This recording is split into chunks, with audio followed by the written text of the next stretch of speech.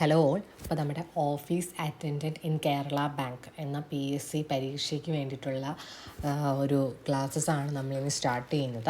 അപ്പോൾ ഇതിൽ നമ്മുടെ സിലബസ് ഞാൻ ഓൾറെഡി ഷെയർ ചെയ്തു. അതിൽ നമ്മൾ ഇന്ന് സ്റ്റാർട്ട് ചെയ്യുന്ന പൊതുജനാരോഗ്യം 10 മാർക്കിന് ഉള്ള ഒരു ടോപ്പിക്കാണ് പൊതുജനാരോഗ്യം.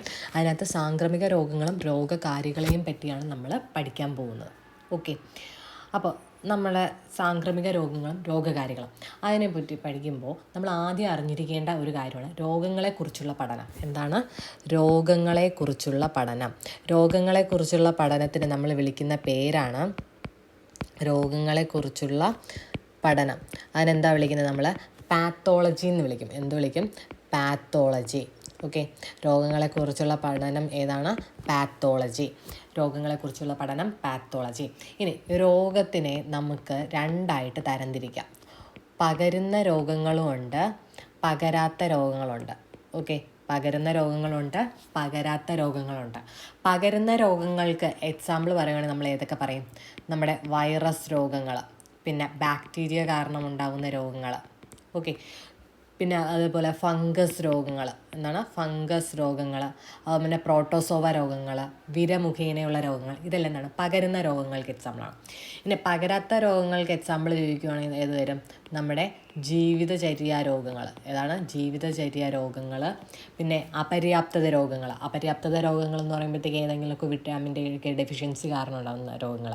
പിന്നെ പാരമ്പര്യ രോഗങ്ങൾ, തൊഴിൽജന്യ രോഗങ്ങൾ. ഇതെല്ലാം എന്താണ്? പകരാത്ത രോഗങ്ങളാണ്. ഓക്കെ, പകരാത്ത രോഗങ്ങൾ ഏതാണ്? ജീവിതചര്യ രോഗങ്ങൾ, അപര്യാപ്തത രോഗങ്ങൾ, പിന്നെ എന്താണ്? പാരമ്പര്യ രോഗങ്ങൾ, ദെൻ തൊഴിൽജന്യ രോഗങ്ങൾ. ഇതെല്ലാം എന്താണ്? പകരാത്ത രോഗങ്ങളാണ്. അപ്പോൾ നമ്മളെന്താ പറഞ്ഞാൽ രോഗങ്ങളെക്കുറിച്ചുള്ള പഠനത്തിനെ വിളിക്കുന്ന പേരെന്താണ്? It is pathology. മറക്കരുത്, രോഗങ്ങളെക്കുറിച്ചുള്ള പഠനം പാത്തോളജി. ഇനി നമ്മളിവിടെ പറഞ്ഞു പകരാത്ത രോഗങ്ങളിൽ ജീവിതചര്യ രോഗങ്ങൾ പറഞ്ഞു അല്ലേ? ജീവിതചര്യ രോഗങ്ങൾക്ക് എക്സാമ്പിൾ എന്താണ്? നമ്മുടെ പൊണ്ണത്തടി. അതെന്താണ്? ഒരു ജീവിതചര്യ രോഗങ്ങളാണ്. ദെൻ അതുപോലെ തന്നെ കൊളസ്ട്രോൾ. എന്താണ്? കൊളസ്ട്രോള്, ആർത്രൈറ്റിസ്, രക്തസമ്മർദ്ദം, ഡയബറ്റിസ്, അതിരോസ്ക്ലീറോസിസ്. ഇതെല്ലാം ജീവിതചര്യ രോഗങ്ങളാണ്. ജസ്റ്റ് അറിഞ്ഞിരിക്കുക. പൊണ്ണത്തടി, പിന്നെ എന്താണ്? കൊളസ്ട്രോള്, അതുപോലെ തന്നെ ആർത്രൈറ്റിസ്. കൊളസ്ട്രോള്, ആർത്രൈറ്റിസ്, രക്തസമ്മർദ്ദം, ഡയബറ്റീസ്, അതിരോസ്ക്ലീറോസിസ്. ഇതെല്ലാം എന്താണ്? ജീവിതചര്യ രോഗങ്ങളാണ്. ഓക്കെ അല്ലേ? ഇനി നമ്മുടെ ടോപ്പിക് എന്ന് പറയുന്നത് എന്താണ്? നമ്മുടെ സാംക്രമിക രോഗങ്ങളാണ്. എന്താണ് നമ്മുടെ ടോപ്പിക് എന്ന് പറയുന്നത്? സാംക്രമിക രോഗങ്ങൾ. ഓക്കെ, സാംക്രമിക രോഗങ്ങൾ എന്ന് പറയുമ്പോഴത്തേക്ക് എന്താണ് ഉദ്ദേശിക്കുന്നത്? സാംക്രമിക രോഗം എന്ന് പറഞ്ഞാൽ രോഗകാരികളായ സൂക്ഷ്മജീവികൾ ശരീരത്തിൽ പ്രവേശിക്കുന്നത് മൂലം ഉണ്ടാകുന്നതും ഒരാളിൽ നിന്ന് മറ്റൊരാളിലേക്ക് പകരുന്നതുമായ രോഗങ്ങളാണ് സാംക്രമിക രോഗങ്ങൾ. എന്താണ്? രോഗകാരികളായ സൂക്ഷ്മജീവികൾ. അതിന് രോഗകാരികളായ സൂക്ഷ്മജീവികൾക്ക് എക്സാമ്പിൾ ഏതൊക്കെയാണ്?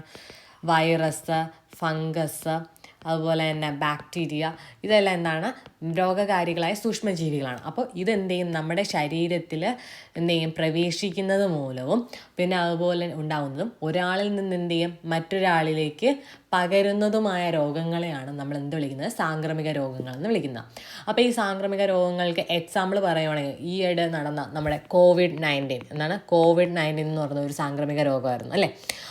അതുപോലെ തന്നെ ചിക്കൻ ഗുനിയ. എന്താണ്? ചിക്കൻ ഗുനിയ ഒരു സാംക്രമിക രോഗമാണ്. അതുപോലെ തന്നെ ഡെങ്കിപ്പനി. എന്താണ്? ഡെങ്കിപ്പനി. ഇതെല്ലാം എന്താണ്? സാംക്രമിക രോഗമാണ്. ഓക്കെ, സാംക്രമിക രോഗങ്ങൾക്ക് എക്സാമ്പിൾ എന്തൊക്കെയാണ് പറഞ്ഞത്? COVID-19, ചിക്കൻ ഗുനിയ, ഡെങ്കിപ്പനി.